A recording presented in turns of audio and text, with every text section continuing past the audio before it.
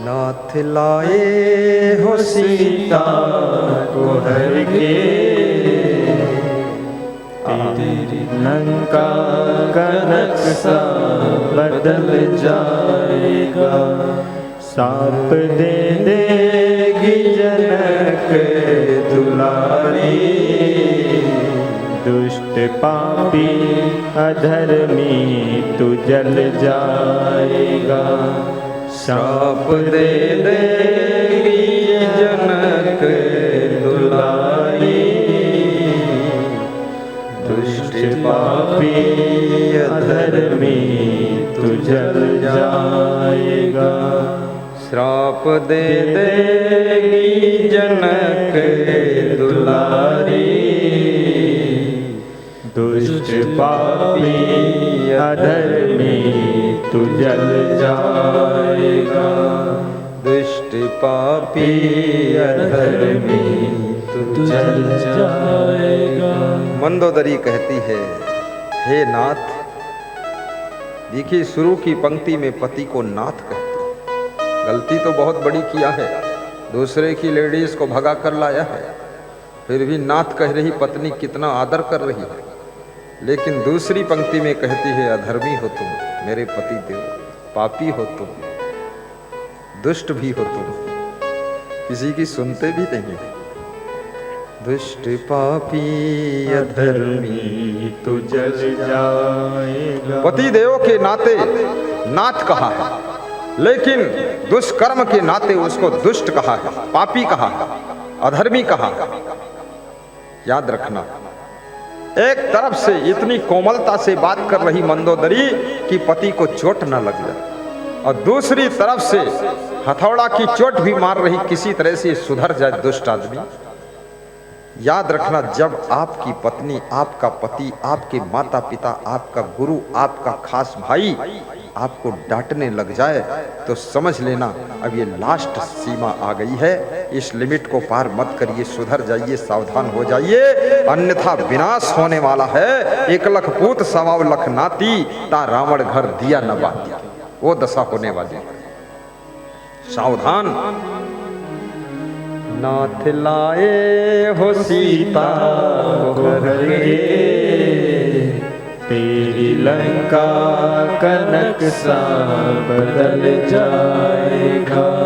Shop दे देगी जनक दुलारी, कितनी बड़ी बात है। दुष्ट पापी अधर्मी अगर पतिव्रता नारी है और श्राप दे दे, विनाश हो जाएगा। दुष्ट पापी अखंड ब्रह्मचर्य का व्रतधारी साधु है, आशीर्वाद दे दे तो फलित हो जाएगा, और श्राप दे दे तो नुकसान हो जाएगा।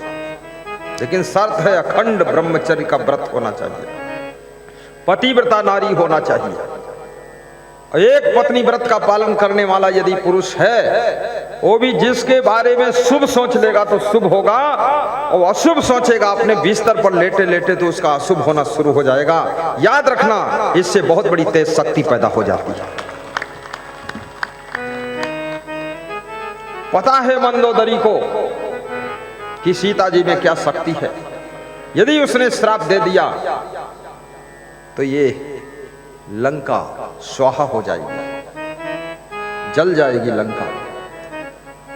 मंदोदरी क्या कर सकती है, मात्र निवेदन और सुझाव ही दे सकती है।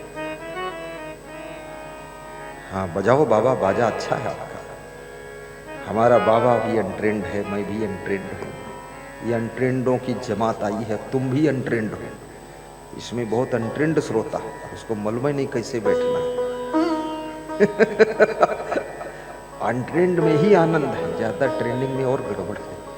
हाँ, मैंने प्रवचन करने की ट्रेनिंग कहीं ली नहीं, न कहीं शास्त्रीय न कहीं आचार्य पढ़ने गया, संस्कृत। ऐसे ही ठीक है सब, सिंपल बात कहना है, अंतःकरण शुद्ध रखना, और उसमें क्या बताना है, खाम खाम फालतू बात करनी नहीं है। और हमारे ये म्यूजिक बजाने वाले ये भी अनट्रेंड है, इन्होंने यही सीखा है। बोले कैसे बजाऊं, हमने कहा तू बटन दबाना, बजेगा तो खुद ही, तू टेंशन क्यों करता है। बोले आता नहीं, हमने कहा जहां मन हो तहां दबा दो, टोपो कुछ करवे करी।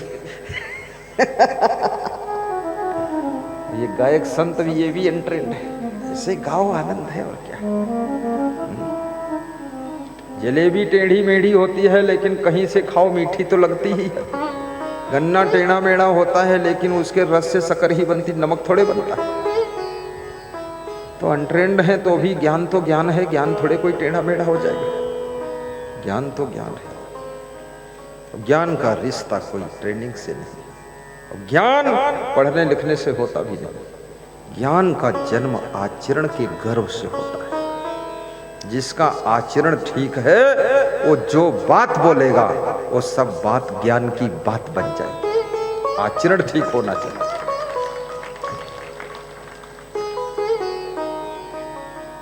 नाथ लाए हो सीता को हर के,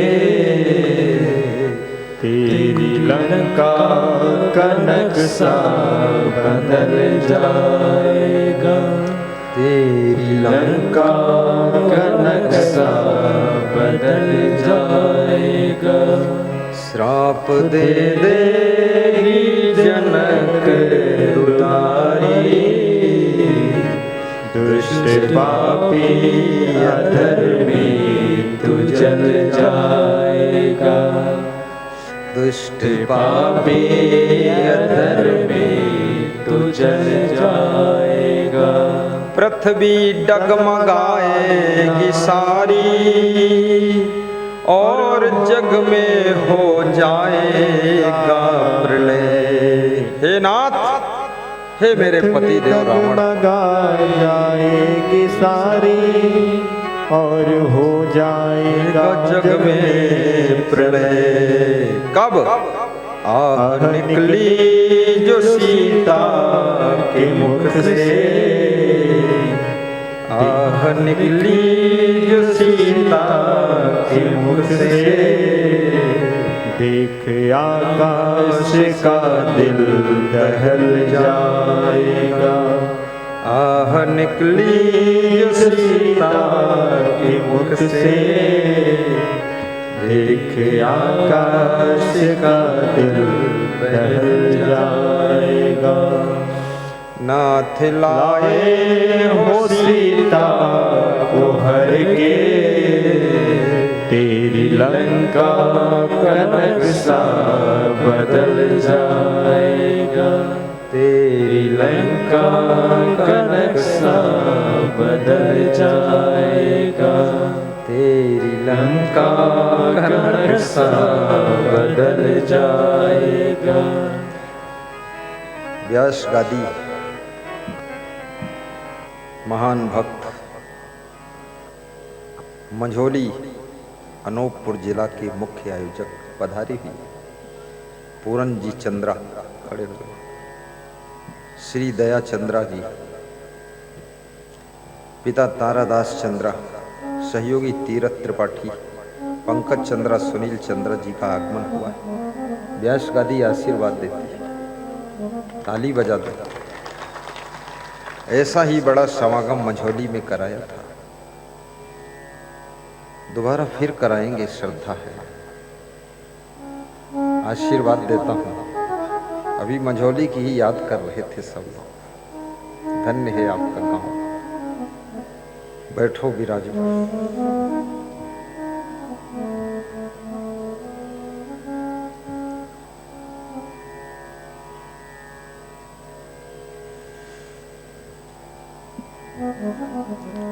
चरित्रवान बनो।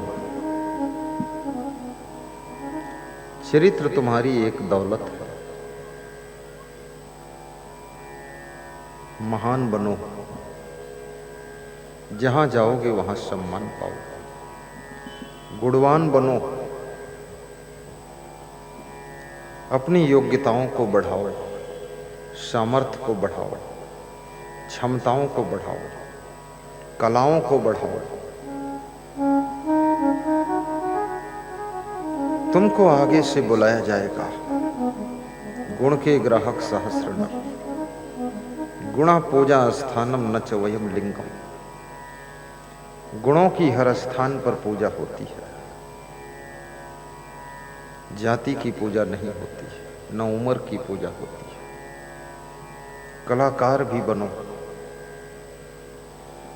नाना प्रकार की कलाएं सीखो,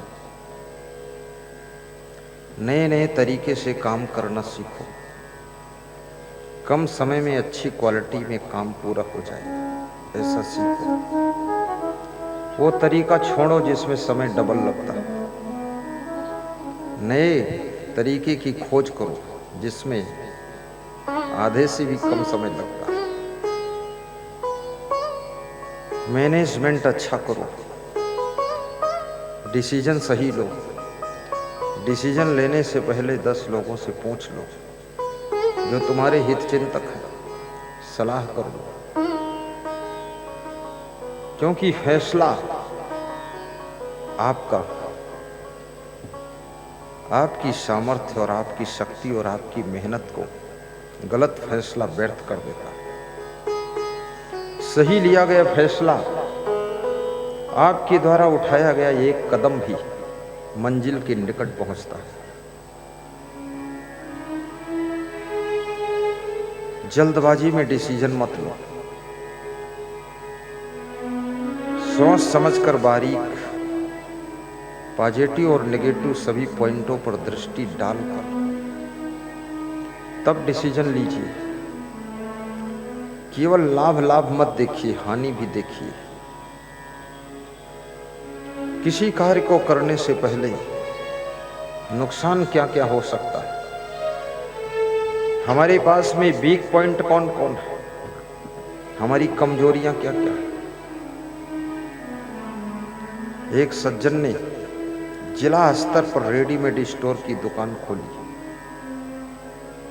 पैसा कहाँ इन्वेस्ट करना है ये बुद्धिमानी सीखो, बुद्धि कहाँ लगाना ये भी समझो, मेहनत किस पॉइंट पे ज्यादा करना ये भी समझो, बात कहाँ पर करना कहाँ नहीं करना इस बात को समझो। उन्होंने 4-5 करोड़ रुपए लगा दिया, बड़ी रेडीमेड की दुकान खोल दी, लेकिन अपनी एक कमजोरी को नहीं समझा कि वे देर तक सोते थे। उस देर तक सोने वाली कमजोरी आदत और आचरण भी ठीक नहीं था।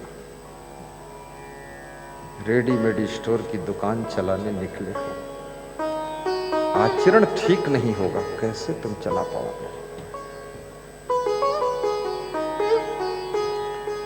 4 करोड़ लेकर डूब गए। पिताजी टेंशन में आ गए, माता अलग टेंशन में, पूरा घर टेंशन में, बेटा सस्पेंशन में, बेटियां फैशन में और दादा दादी पेंशन में, पूरा घर रिएक्शन में। सब बुराई कर रहे हैं, दुष्ट है, बर्बाद करते हैं। यदि आपको सुबह जागना नहीं है तो आप बहुत बड़े कार्य की जिम्मेदारी मत लीजिए, बहुत बड़ा डिसीजन लेकर करोड़ों रुपये मत डालिए। खूब सोइए, क्या फर्क, कौन मना करता है। रात दिन सो, आंख खोलो ही मत, स्टाम्प पे लिख दो कि आंख नहीं खोलूंगा, मत खोलो। खाओ भी मत, पियो भी मत, सोते ही रहो, स्नान भी मत करो। लेकिन जितने आलसी होते हैं वो खाने में बड़े होशियार होते हैं। सबसे पहले खा लेंगे, वो सोचते खत्म हो जाएगा तो मिलेगा नहीं, दौड़ के खा लेंगे। आलसी भी मेहनती बन जाते हैं, बड़े पुरुषार्थ। कपड़ा अच्छा पहनना चाहते, काम कुछ नहीं करना चाहते। सवेरे 9 बजे तक सोना चाहते हैं और सोचते हैं कि बादल से सोना बरस जाए, पानी क्यों बरसा। इंद्र भी बेवकूफ है, सोना बरसाना था, कम से कम मेरे आंगन में बरसा देता सोना, दूसरों घर में पत्थर बरसाते, कोई बात नहीं। बेईमान नंबर 1 के ऐसा कुछ होने वाला नहीं। यदि आप अपने आलस्य को नहीं छोड़ सकते हो, अपनी आदतों को सुधार नहीं सकते हो, वीक पॉइंटों को करेक्ट नहीं कर सकते हो, तो आप इतना बड़ा डिसीजन मत लीजिए कि पूरा घर आपका डूब जाए। बस आप साधारण ही काम करो।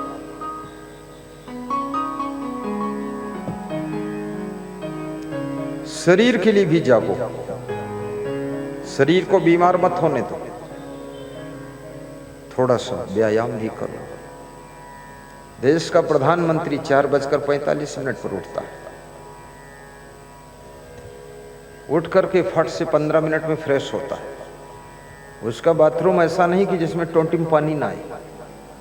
तुम्हारे बाथरूम में टोंटी ही नहीं है, टोटी नहीं है, और टोटी है तो पानी नहीं, और पानी है तो उसमें साबुन नहीं, और साबुन है तो बाल्टी और जग नहीं, और बाल्टी जग था उठा के कहीं दूसरी जगह कोई रख दिया, उसी में तुम्हारा टाइम बर्बाद हो जाएगा। आधा घंटा बाल्टी ढूंढते रहोगे, चिल्लाते रहोगे साबुन कौन ले गया। तुम्हारी वाइफ उधर से चिल्लाएगी उसी में धरा था देखो कौन ले गया, और छोटा बच्चा उठा के साबुन बाहर रख दिया, साबुन ढूंढो तो तुम्हारा टाइम तो इसी में बर्बाद होता है। न कटोरी ढूंढे मिलती, न चम्मच ढूंढे मिलता, न चाकू ढूंढे मिलता। अगर तुम मांग लो अचानक कैंची लाओ कपड़ा काट दे, कपड़ा काटने में लगेगा 1 सेकंड, और कैंची ढूंढने में लग गया आधा घंटा, कैंची नहीं मिली। तो कितने लोग तो दांत से काट देते, और कितने लोग कहते अब चक्कू नहीं मिला, कैंची नहीं मिली, तब लाओ रगड़ दो कहीं लोहम काट दो। ये हालत है, बुद्धि नहीं, विवेक नहीं, उल्टा पलटा काम। जहां सामान रखते हैं याद ही नहीं, आज यहां रखते कल वहां रखते, परसों कहां रखते कोई ठिकाने नहीं, टाइम बर्बाद होगा। प्रधानमंत्री का बाथरूम ऐसा नहीं है, सब रेडी है एकदम। 24 घंटे कर्मचारियों की ड्यूटी 3 ट्रिप में होती है, एकदम सुपर क्वालिटी, सब कंप्लीट रहता है। बिस्तर भी रेडी है, जब तक वो फ्रेश होता है ना, 2-2 बिस्तर रहते हैं। अगर इस बेडरूम से उठा है तो दूसरे बेडरूम में फिर फ्रेश होकर आएगा, इसकी सफाई इधर होगी तब तक। नहीं सुने कोई नौकर खुरच रहा है, झाड़ू लगा रहा है, झंझट फालतू, टाइम बर्बाद हो जाता है। सबसे कीमती समय 45 मिनट पैदल चलते हैं फ्रेश होने के बाद, उसके बाद में बैठकर थोड़ा अखबार पढ़ते हैं, फिर योगा कर लेते हैं आधा घंटे, चाय पी लिया, बस स्नान किया, ऑफिस में पहुंच गए, ऑफिस से निकले, भोजन कर लिया, फट से उड़ान भर दिया। कहाँ जाना, न्यूजीलैंड, थाईलैंड, पोलैंड, हालैंड। और तुम ऐसी उड़ान भरते हो कि चौहाई टोला से उड़ते हो, चौहाई टोला में ही गिरते हो। कोई उड़ान पोड़ान नहीं, न व्यायाम, न पैदल चलना।